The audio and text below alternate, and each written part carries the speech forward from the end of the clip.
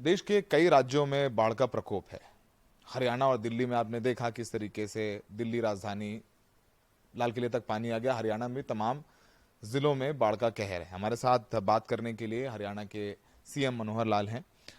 Sir, अभी बाढ़ की स्थिति क्या है हरियाणा में? कई जिलों में बहुत सालों बाद आप लोगों ने ऑफिशियली बाढ़ घोषित किया है, तो अभी आपात स्थिति में आप लोग क्या कदम उठा रहे हैं और अब तक नुकसान कितना हुआ है?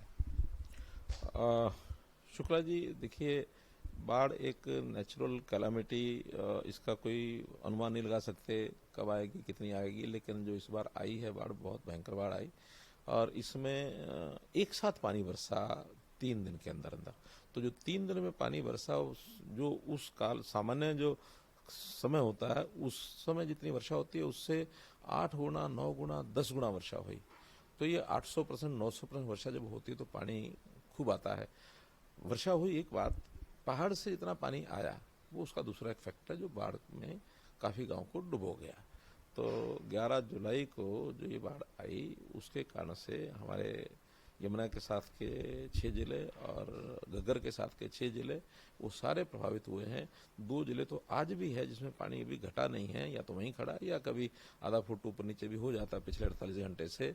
फतेहाबाद और साथ में सिरसा, ये 2 जिले अभी भी काफी प्रभावित है। बाकी जिलों में पानी धीरे धीरे उतर गया है। सर, आप लोग राहत बचाव कार्य किस तरीके से कर रहे हैं? क्या जो फसलों का नुकसान हुआ है उसके लिए आप लोग कॉम्पनसेशन दे रहे हैं? आपके एसडीएम्स को आपने बोला है, तो किसानों को कैसे राहत दे रहे हैं? क्योंकि उनके लिए तो सबसे बड़ा नुकसान है, साल की फसल है, खरीफ की फसल, धान बोने, वो सब प्रभावित है। उसमें सरकार की तरफ से क्या किया जा रहा है? देखिए, जब भी कभी ऐसे बाढ़ की चीज आती है, कुछ राहत के कार्य तो फौरी करने पड़ते हैं। फौरी में ये होता है कि पानी खेतों में ना जाए, कहीं बांध बनाने की आवश्यकता, बांध बनाने, पानी चला गया खेतों में और गांव में घुस गया तो कई बार लेवल पानी का काफ़ी ऊंचा हो जाता, तो उनको इवैक्यूएट करना होता है। वो हमने इवैक्यूएट भी जहाँ जहाँ आवश्यकता पड़ी, लगभग 5,900 लोगों को हमने इवैक्यूएट किया, जिसमें से आज भी राहत शिविरों में 1,500 लोग अभी हैं, बाकी सब अपने अपने घरों को चले गए हैं। और जो लोग इवैक्यूएट किए जाते हैं, फिर उनके भोजन की व्यवस्था, उनके लिए और आवश्यकताएं जितनी होती हैं वो सब दी जाती हैं। फिर एक बड़ी समस्या आती है चारे की, क्योंकि पशु भी प्रभावित होते हैं। उनके चारे के लिए हमने सारी व्यवस्थाएं की। सब डिप्टी कमिश्नर को कहा कि इनको प्रतिदिन के हिसाब से जो हमारे नॉर्म्स हैं, 75 रुपया पर डे के हिसाब से बड़े पशु को, और 20 या 25 रुपया वो छोटे पशु को, इस प्रकार से प्रतिदिन की वो व्यवस्थाएं भी की। और काफ़ी लोग जो प्रभावित हुए, खेत में भी पानी काफ़ी, लगभग 1,350 गांव ऐसे हैं जिसके अंदर खेतों में पानी भरा है। अब जहाँ तक खेतों का पानी भरा है उसका आंकलन अभी एकदम सारा तो मैं नहीं कह सकता, लेकिन उसमें पर्याप्त जगह ऐसी थी जहाँ पानी जो उतर गया है। तो धान की बिजाई अभी चल रही थी, धान की बिजाई चल रही थी, तो कुछ जिलों से हमको ये भी समाचार है कि उसके दोबारा पेराई जो है, धान की पुराई, वो दोबारा हो रही है। और कुछ जगह ऐसी है जहाँ शायद करना संभव नहीं है, पानी ज़्यादा, तो 31 जुलाई तक भी पानी उतरेगा नहीं। तो इसलिए जहाँ कहीं दोबारा से बुआई की गई है तो उसको उसी हिसाब से पैसा दे देंगे। जहाँ पूरे का पूरा नष्ट हो गया फसल, उसके लिए हमने 15,000 रुपये की घोषणा की है। प्रति एकड़ 15,000 रुपये उनको मिलेगा। लेकिन कल से हमने एक क्षतिपूर्ति पोर्टल बनाया है। उस पोर्टल में हर किसान अपने नुकसान का एक आंकलन करके उसके अंदर रजिस्टर कर रहा है। बाद में डिप्टी कमिश्नर की जो कमेटियां हैं वो उसको फाइनल करेंगे, जो लॉस वो बताएंगे उस हिसाब से हम देंगे। जहाँ तक जिन व्यक्तियों की मृत्यु हो गई है, ऐसे अभी तक 35 के आसपास व्यक्ति हैं जिनकी कन्फर्मेशन है। और भी रिपोर्ट मिली हमें कि उसके आगे और भी कुछ लोग हैं, सीआईडी की अपनी रिपोर्ट होती है, तो वहाँ और एक 8-10 लोगों की रिपोर्ट है, वो जैसे कन्फर्म हो जाएगा उन सबको 4 लाख रुपया प्रति व्यक्ति जिनकी डेथ हुई है उनको, परिवार को कंपनसेशन मिलेगा। जो लोग घायल हुए हैं या जो डिसेबिलिटीज जिनकी है, उनकी डिसेबिलिटीज के हिसाब से 50,000 से 2.5 लाख रुपए तक पैसा उनको भी दिया जाता है। पशुओं का जिनकी मृत्यु हो गई है उनके लिए भी अलग अलग से रेट हैं, छोटे पशु, बड़े पशु, और खास करके जो मुर्गियां हैं उनके भी कई पोल्ट्री फार्म्स में मुर्गियों की भी डेथ हुई है, तो उनका रेट अलग तय किया है। वो भी सब अभी से पोर्टल के अंदर चढ़ाएंगे, तो 7 दिन के अंदर अंदर जो जो हमारे पास ब्यौरा आएगा उसका असेसमेंट करेंगे, और उसके असेसमेंट यानी एक रिपोर्ट डिप्टी कमिश्नर जैसे आती जाएगी वैसा वैसा कंपनसेशन हम देते जाएंगे। तो घरों का भी जिनका डैमेज ज़्यादा हुआ उनको 1,20,000 रुपया, जिनका डैमेज कम हुआ है वो डैमेज की जो रिपोर्ट आएगी उसके हिसाब से जितना डैमेज हुआ उसका 75%, मैक्सिमम लिमिट अप टू 1,20,000, 1,20,000 की लिमिट है, उससे नीचे 75% जितना जिसका होगा उनका वो देंगे। ऐसे हमने सारी चीज़ें बना ली हैं और राहत के लिए काम शुरू हो गए हैं। सरकारी जो प्रोजेक्ट्स हैं सड़कें हैं, कहीं बांध बनाने की बात है, कहीं पुलिया टूट गई, इन सब पर भी एक वार लेवल पर काम शुरू हो जाएंगे। कुल मिलाकर के हमारा अनुमान है कि 500 करोड़ रुपए के आसपास हमारा नुकसान पूरी स्टेट में, जहाँ तक बाढ़ के नुकसान का विषय है वो सब है। फिर भी अभी क्योंकि प्रारंभिक जानकारियां हैं, असेसमेंट सब होगी, ज़्यादा भी होगा तो भी जितना केंद्र सरकार से हमको सहायता मिलेगी वो केंद्र से मिलेगी, बाकी सब स्टेट से हम देंगे, किसी को भी उसके नुकसान की भरपाई जरूर करेंगे, ऐसा करेंगे। आप सर, चूंकि मैं दिल्ली से आ रहा हूं और आपसे बात हो रही है, तो दिल्ली में जो दिल्ली की आम आदमी पार्टी सरकार है, जो दिल्ली इस बार बाढ़ आई और लाल किले तक पानी आया और हजारों लोग जो है सड़कों पर आए, फसल नुकसान, उनका कहना है कि हथनी कुंड बैराज से पानी छूटा गया। षड्यंत्र की बात कर रहे हैं, वहां पर जाके उनके नेताओं ने वीडियो भी बनाए कि एक सहारनपुर की तरफ जो नहर जा रही है उसमें पानी नहीं छोड़ा गया, दिल्ली की तरफ ज्यादा पानी छोड़ा गया, एक षड्यंत्र रचा गया दिल्ली को डुबोने का। आपने देखे सारे बयान सोशल मीडिया और मीडिया पर देखे होंगे, तो इन आरोपों पर आपका क्या कहना है सर? ऐसा मैं वैसे तो एक आपदा है, इसके ऊपर राजनीतिक भाषा में बोलने का मेरा स्वभाव नहीं है, लेकिन जब सामने वाला ऐसा बोलता है तो मुझे उत्तर जरूर देना पड़ेगा। मैं उसका उत्तर इस ढंग से दूंगा कि अगर अज्ञानता का जो अगर किसी को पुरस्कार देना हो पीएचडी का, तो ये दिल्ली की आम आदमी पार्टी के लोगों को देना चाहिए, जरूर इनको मिलनी चाहिए पीएचडी। कारण क्या है, जिस प्रकार से इन्होंने बोलना शुरू किया है, पहली बात यह है कि हथनी कुंड बैराज क्या होता है इनको ये पता नहीं है। बैराज क्या होता है? बैराज में एक नदी होती है, बाकी उसकी जो साइड में नहरें निकाली जाती हैं।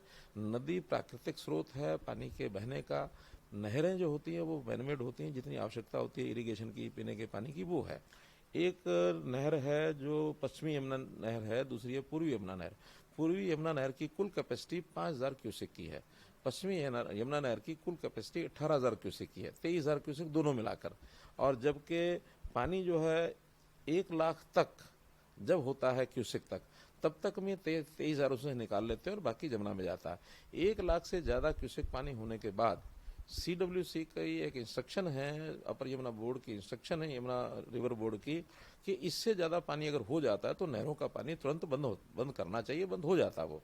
कारण क्या कि उसके बाद अगर पानी उन नहरों में चलता रहेगा तो पानी के प्रेशर से कभी कभी बड़े बड़े बुलडोजर आ जाते हैं पत्थरों के, तो नहर के गेट को तोड़ सकता है और वो पानी जो है बहुत बड़ी मात्रा में मैदानी इलाके में फैल जाएगा। इसलिए नेचुरल सोर्स है नदी, तो वो सारा पानी नदी में जाना चाहिए। ये एक हमारा नियम बनाया हुआ नहीं है, ये सीडब्ल्यूसी का बहुत पुराना नियम है, जो एक्सपर्ट्स हैं उन्होंने बनाया है। तो आखिर जब यमुना में 11 अप्रैल को पानी आया 3 लाख मैक्सिमम 69,000 क्यूसेक, 3,69,000 क्यूसेक सारे का सारा जमुना में ही जाना था, क्योंकि बैराज की अपनी कैपेसिटी 1 लाख की है, बाकी सब जाना ही है, रुक ही नहीं सकता। ये कहते हैं कि आपने पश्चिम यमुना नहर में 18,000 क्यों नहीं छोड़ा या पूर्वी यमुना में 5,000 क्यों नहीं छोड़ा? पहली बात तो छोड़ना मना है। मैं उनकी बात मान लूँ छोड़ भी दिया जाए तो 23,000 क्यूसेक ही जाएगा ना। 369 में 23,000 अगर जाता है तो 3,46,000 बचता है। तो 3,46,000 और 3,69,000 में अगर दिल्ली डूबने का इतना बड़ा असर दिखाते हैं ये, तो इनकी नासमझी है। दूसरा, हरियाणा के 6 जिले यमुना के साथ वो डूबे हैं, यानी हम ऐसा नहीं कर सकते कि दिल्ली हमने डुबानी है और अपने 6 जिले भी डुबाएंगे, इतना स्वार्थ तो हम कर ही सकते हैं। तीसरा, दिल्ली में लोग रहते हैं, हमारे अपने लोग हैं, दिल्ली को हमसे पराई नहीं है। दिल्ली में आज अगर मैं प्रांत के हिसाब से करूं तो 40% लोग हरियाणा का रहता दिल्ली में आज, तो दिल्ली के लोग मेरे अपने लोग हैं। दिल्ली के लोगों के खिलाफ मैं कोई इस प्रकार की बात नहीं कर सकता। हम तो सहायता करते हैं लोगों की। हरियाणा का स्वभाव लोगों की, हर एक किसी प्रदेश का नुकसान हो उसकी सहायता करने का हमारा जो है स्वभाव है। हम देश की रक्षा करने में अपने 10% जो सेना है वो हरियाणा से है, हमारी आबादी 2% है। हमारा मुख्यमंत्री भी हरियाणा से ही, उनका बैकग्राउंड नहीं, वो बैकग्राउंड हरियाणा से, तो इतना तो उनको सोच लेना चाहिए हरियाणा के लोगों का स्वभाव क्या है। वो हरियाणवी अगर बन के सोच लेते तो फिर ये मुंह से बात नहीं निकालते। ये ओछी जो बात निकाली गई है, ये कहीं ना कहीं राजनीतिक तौर पर उनकी मानसिकता का दिवालियापन है। कभी नहीं सोचना चाहिए। हमने तो हिमाचल हमारे से ज्यादा नुकसान हुआ, और मैंने हिमाचल के मुख्यमंत्री से बात की। बाद में उन्होंने कहा कि हमको राहत कार्यों के लिए मुख्यमंत्री राहत कोष में हमको साधन जो अगर उपलब्ध होंगे तो हम उसको रिसीव करेंगे। हमने 5 करोड़ रुपया हिमाचल में भेजा। सर, आप लोग कभी कभी, मतलब एक बहुत पिंच ऑफ सॉल्ट की तरह एक ये सवाल है, आप और केजरीवाल जी भी आपस में बात कर लें, कभी ऐसी आपदा आए तो इस तरीके का आरोप प्रत्यारोप ना लगे लोगों के उसमें ये हो, आप लोग भी जैसे आपने बात की तो कभी आप भी बड़प्पन दिखा दीजिए। करते रहते हैं। पिछली बार मेरे यहाँ घर पर ही आए थे, मीटिंग करके गए थे जब ये पानी की समस्या थी। उस पानी को, क्योंकि उनके यहाँ पानी का जो संकट आता है दिल्ली में, तो हरियाणा ही देते पानी देता है उनको। 750 क्यूसेक पानी जो है ये शेयर है उनका दिल्ली का। लेकिन सुप्रीम कोर्ट ने कहा कि पीने के पानी का अधिकार सबसे पहले होता है, वहां पानी की आवश्यकता ज्यादा है। हमने 320 क्यूसेक उनको एक्स्ट्रा दिया है और लगातार चल रहा है वो। हमारे यहाँ पानी कम हो ज्यादा हो, दिल्ली को प्यासा नहीं छोड़ेंगे हम। और ये अलग बात है कि उस 320 का पैसा उनको देना होता, उन्होंने आज तक नहीं दिया। 150 करोड़ रुपए आज भी बकाया है। यानी दिल्ली के लोगों को, खास करके चाहे वो केजरीवाल जी हों, चाहे हमारे भगवंत मान हो। अब भगवंत मान के जो बयान आए हैं वो भी एक, मैं उस शब्द प्रयोग कर रहा हूँ, उनको बुरा लगे, जोकर से कम नहीं है। कहते हैं वैसे तो एसवाइएल का पानी मांगते हैं, बार बार मांगते हैं, अब हमारे पास पानी आया है, अब लेना बंद कर रहे हैं, अब क्यों नहीं ले रहे हैं, डूबने के लिए हम रह गए। अरे भैया, पहली बात तो ये है कि पानी का फ्लो जो होता है इन 3 महीनों में, बरसात आती है तो किसी के हाथ में नहीं होता। और उनका वो पानी जो वहां बाढ़ का था वो भी इस एसवाइएल के अंदर जो अधूरी बनी हुई है उसके अंदर आया है, हरियाणा में आया है। और मैं एक और दावा करता हूं, अगर वो एसवाइएल नहर को बना दें तो हो सकता है जो आज पंजाब में पानी वो डूबा है या पानी ज्यादा आया है उसमें कमी हो जाती। हमारे यहाँ आता तो हम जहाँ ले जाते उसको ले जाते, हम राजस्थान में ले जाते, कहीं ले जाते। तो इस प्रकार के विषयों को एक हल्के ढंग से उठाना ये कभी भी उचित नहीं होता। हम डेमोक्रेटिक स्टेट्स हैं, हमें आपस में मिलकर के चीजों का समाधान निकालना चाहिए। सर, आज एक बहुत महत्वपूर्ण विषय है। बाबा राम रहीम जो कि कन्विक्ट हैं रेप में, और हम सबको याद है, हमने कवर किया सिलसिले में जाके, बड़ा उत्पाद भी हुआ था। उनको परोल मिला है 30 दिन का, और लगातार उनको परोल मिलता रहता है। इस बात को लेकर के तमाम चर्चा हो रही है। आरोप लग रहा है कि राज्य सरकार उसका विरोध नहीं करती है। आप लोगों पर भी सवाल उठाए जा रहे हैं, और रेप के कन्विक्ट हैं, और महिला सुरक्षा एक बहुत बड़ा मुद्दा। आप जानते हैं मणिपुर में क्या हुआ है, इस पर आपका क्या कहना है सर? देखिए, जहाँ तक वो एक अपराध किया उन्होंने, उनको सजा मिली, हमने सजा उनको मिल रही थी। कभी ये नहीं कहा कि उसकी हमने कोई सपोर्ट करनी है या सजा उसकी कम होनी है, ज्यादा होनी है। कोर्ट का मामला कोर्ट करेगा। जो कोर्ट ने कहा हमने उनको कोर्ट के हवाले किया, कोर्ट ने उनको सजा दिलाई, कोर्ट में यानी जेल में भेजा, जेल में आज वो हैं। लेकिन अपराधियों की भी, कैदियों की भी कुछ उनके राइट्स मिले हुए हैं, वो आज हमने नहीं दिए, वो पहले से मिले हुए हैं। एक अपराधी को क्या क्या मिल सकता है, क्या नहीं मिल सकता है, ये मैनुअल एक बना हुआ है। उस मैनुअल के हिसाब से उनको शुरू में, प्रारंभ में 2 साल में कोई पैरोल नहीं मिली। बाद में उन्होंने पैरोल के लिए अप्लाई किया तो उनको पैरोल मिलनी थी, उनको मिल गई। प्रशासनिक काम है, वो अपना जेल वालों ने किया। हम आखिर उसका विरोध करने के कारण से कोई ऐसा विषय नहीं है कि हमारा कोई व्यक्तिगत किसी से प्रेम है या विरोध है, हमारा कुछ नहीं है। कानून के हिसाब से आज भी वो कैदी हैं। कैद में रहने के बाद उनके अधिकार हैं, उसका इस्तेमाल करेंगे। जो अधिकार नहीं है उनको नहीं मिलेंगे। इसलिए वो 2 बार क्या, तीसरी बार शायद उनको पैरोल मिल रही है, और हर बार पैरोल का आप उनको कोई एक्स्ट्रा फेवर नहीं कर रहे हैं? नहीं है कुछ, ऐसा कह रहे हैं आप? कुछ नहीं। हाँ, लॉ एंड ऑर्डर के कारण से पूछा जाता है स्टेट से कि इनको पैरोल मिले तो कहाँ रखना है। वो उसके लिए हमारी जो एजेंसीज हैं उन्होंने बताया कि इनको सिरसा में नहीं रखना है। वो तो सिरसा के बारे में हमेशा अप्लाई करते रहे हैं, तो हमने कहा सिरसा तो हम नहीं अलाउ कर सकते। तब उन्होंने बाकी अपने जो उनके आश्रम हैं उसके अंदर कहीं जाते हैं, उनको कोई आपत्ति नहीं है। उन्होंने कहा कि हमको उत्तर प्रदेश भेज दें। उत्तर प्रदेश के लोगों से रिपोर्ट ली गई तो उत्तर प्रदेश ने कहा कि हमें कोई दिक्कत नहीं है, आएंगे रहेंगे। 40 दिन की या कितने दिन की उनकी पैरोल है मुझे पता नहीं, उनकी एंटाइटलमेंट है साल की 1 बार 2 बार, और बहुत लोगों को मिलती है पैरोल। जो अपराधी उनको सबको मिलती है। जब कोई अपराध, मानो अपराधी को जहाँ बैन है वहाँ बैन हो जाएगा तो उनको भी नहीं मिलेगी। ठीक है, तो आपने साफ कर दिया कि आप विशेष तौर पर कोई फेवर नहीं दे रहे हैं, और लगातार इसको लेकर के एक और सर, एक बहुत अहम मुद्दा है आज का, और रिपोर्ट सामने आई है। लिंग अनुपात, सेक्स रेशियो हरियाणा में फिर से एक बार काफी कम हो गया है। 906%। 906 नहीं है, 906 की रिपोर्ट तो मेरे पास नहीं है। 923 से 916, 917 इस रास्ते से चल रही है। और जब हमने 2015 में इस अभियान को शुरू किया उस समय ये 870 लिंग अनुपात था। 870 के बाद हमने लगातार उस पर काम किया। हमारे एनजीओज ने भी उसमें सहयोग किया, हमारी पंचायतों ने सहयोग किया, हमारे एजुकेशन डिपार्टमेंट भी अलर्ट हुआ, हमारा होम डिपार्टमेंट अलर्ट हुआ, हमारा हेल्थ डिपार्टमेंट, WCD, सभी विभागों ने उसको एक कैंपेन के नाते लिया। लोगों में एक जागरूकता आई और बढ़ते बढ़ते बढ़ते 923 भी टच किया है। अब ये जो आज कल में जो रिपोर्ट छपी है कि 916 तक वो आया है, उसमें मैंने जानकारी ली है। तो उनका कि हम एकदम ये तो नहीं कह सकते कि किन कारणों से घटा है, लेकिन एक कारण ये है कि जो बर्थ रजिस्ट्रेशन है उसमें कुछ चीजें ऐसी लेट करते हैं उसका रजिस्ट्रेशन। तो बर्थ रजिस्ट्रेशन हम सारा करा करके फिर उसके बाद देखेंगे कि ये सारा लिंगन, क्योंकि उसी रजिस्टर में से ही नेशनल सिटीजन रजिस्टर जो होता है उसी में से इसके आंकड़े आते हैं। तो उसके अंदर अगर कोई रजिस्ट्रेशन कोई कमी रहेगी तो उसको पूरा कराएंगे।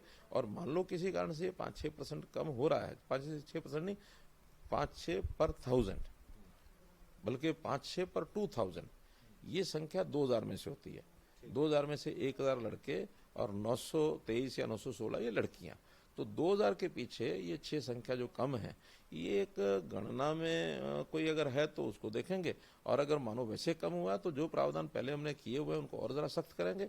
और इसमें हमारा इतना है कि कुछ तो नेचर के विषय के साथ तो हम छेड़छाड़ नहीं कर सकते, लेकिन अगर कहीं यानी लोगों ने जानबूझ के उस रास्ते को अपनाया है कि बच्चियों को जैसे गर्भ में मारा जाता था, जैसे बहुत से इस प्रकार के कृत्रिम बातें जो जेंडर सेक्स रेशो को असंतुलन करने में किया जाता था, उसको नहीं होने देंगे।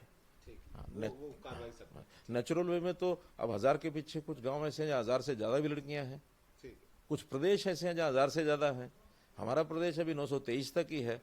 तो इस सारे विषय में ऐसा नहीं कहा जा सकता कि कोई बहुत इसमें गलत काम शुरू हो गया, या कई बार नेचुरल भी 5-10 कम हो सकती है, नेचुरल बढ़ भी सकती है। हमसे बात करने